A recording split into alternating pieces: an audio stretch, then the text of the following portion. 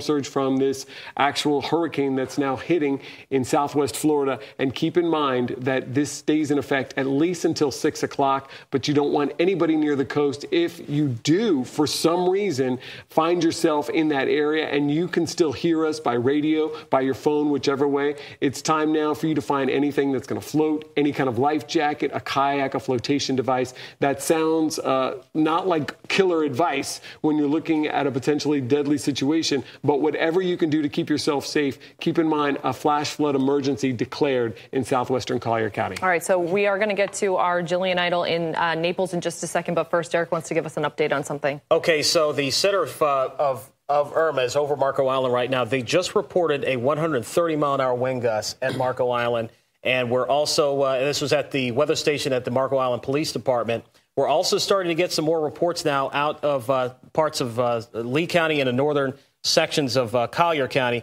There was also a report of a wind gust at the Children's Museum in Naples at about 2:01. We had a report. Oh my gosh! No, not 2. No, at 2:01. Okay. At 2:01. No, it's not that strong. 2:01 p.m. Did I say 201? No. I said 2:01 of 87 miles per hour. So we're starting to get those winds up there close to 100 miles per hour in that area. And that, like I said, that 130-mile-an-hour wind gust in the Marco Island area. All right, so we want to go down to Collier County now because this is where, the storm is making, we won't call it landfall, but where the eye is coming onshore right now. Our Jillian Idol is in Naples right now, and we want to go check in with her for the latest. Jillian?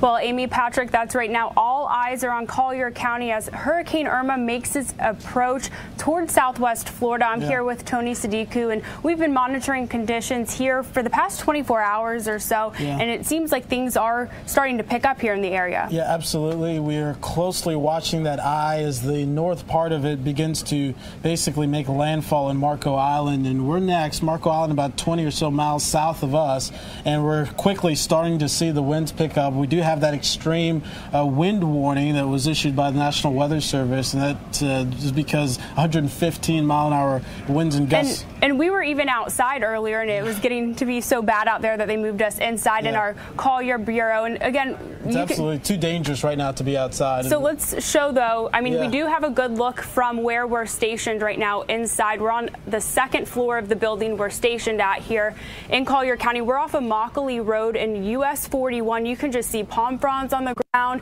You can also see water we're getting hit with right now. But Tony, if you want to go ahead and talk further about those conditions. Yeah, absolutely. Water, just one of the concerns here, one of the threats rather. That flash flood emergency that Derek was talking about, that is certainly a big problem here, as we've seen at least 6 to 8 inches of rain in some parts of Collier County. And of course, we're not even done with the rain yet. The other big threat is the winds. They've started to pick up, and we're starting to notice those wind gusts in the neighborhood of 70 to 90 miles per hour. In fact, I couldn't even see what the latest wind gust report was from the Naples airport, just because it probably wasn't operational because the winds are too strong. But as you take a look outside the window here, you can certainly see the conditions are picking up, and we expect these winds to be even stronger as we approach the core of the storm here over the next 30 minutes or so. So the track is north 12, and so it should put it, at least the northern part of that eye wall, close to us here in Naples over the next half hour to 45 minutes, and we will be watching for that. Of course, the storm surge threat, that's what's going to be after we watch that eye completely roll on through. But in the meantime... Yeah, and I mean, we do have a really good view here from where we're stationed, so if we want to go ahead and our photog Yvonne, if she wants to go ahead and show us some other views we have here at our bureau in Collier County. And for those who are watching with us or who are living in southwest Florida, or maybe they're at a shelter right now, what is it you want them to know, and what can they expect here in the next hour or so? They've definitely got a shelter in place and stay indoors. This is certainly no time to be outside. I mean, you can see how fast the winds are blowing and bending these trees. Of course, these palm trees are meant to withstand some of these stronger winds. But you can see this tree in particular, it's almost bending in half in the way that it's looking, especially off as we continue to watch these very strong easterly and northeasterly winds here, even in Naples. So that's going to be the big thing. If you're watching in Naples, I know a lot of folks have reported power outages. Maybe you're watching online on fox4now.com or even hearing us streaming on the radio.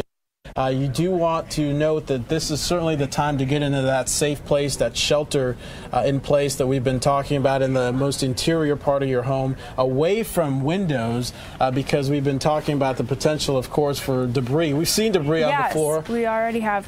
And I was also going to ask, I know a lot of viewers curious about storm surge, and also we've had reports and emails, and I know Patrick was just talking about it on air, about a woman, a couple elderly folks who are hunkered down together in a home, thinking about even going to their roof if the water gets bad. Can people expect that much rain here in Collier County? Yeah, absolutely, especially once we see that eye basically pass north of this latitude, we are going to see the storm surge effect push in, especially as those winds start to turn onshore. But for now, the main concern is the winds. They are picking up, and they will continue to ramp up, especially as we get closer to the eye. Remember, the eye wall, that's where the strongest winds are. Right now, we've got a Category 3. Which means those winds are at 120 miles per hour maximum sustained at the core.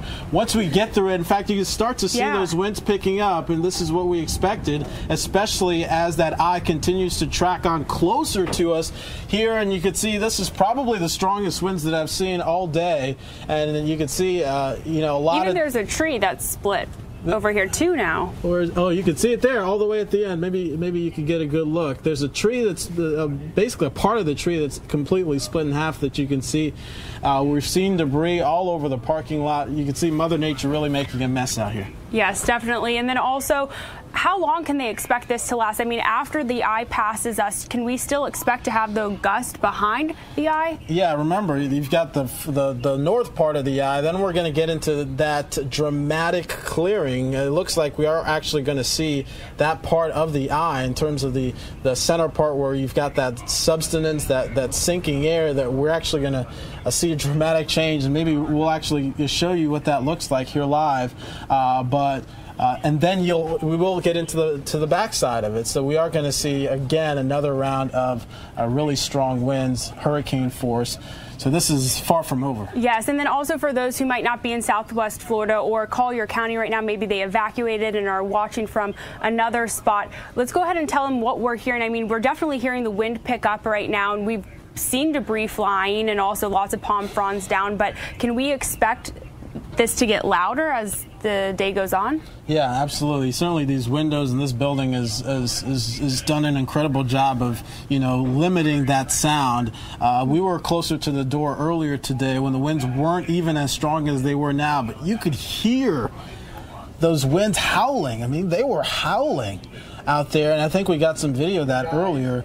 And I think as we go through at least the next several hours, we're going to start to see that transition off towards the north. So Lee County, get ready, as right now we're starting to see Collier County really being lashed by these hurricane force winds. And unfortunately, it's hard to imagine, especially for folks who haven't shuttered up or things like that. Mm-hmm. These strong winds can certainly do some damage, not only in terms of the tree damage, knocking down trees like we've seen, knocking down power poles, and of course, pushing in that water that we're going to see on the backside. Mm-hmm. And of course, all of us here at Fox 4, it's all about keeping our viewers safe. We still want to give you, though, the best information and also view of this while keeping our viewers safe. So I don't know if it's a real good view there, but we can also go back to where we started, and we're actually in our Collier News Bureau. You can see too, you might see some of our belongings here because this is where we're staying, and we've been hunkered down here for the past 24 hours or so. We plan to stay here until conditions get better. Let's take a quick look, because I have been closely monitoring radar, and you can see even from what I've been looking at right now, that eye wall, at least the northern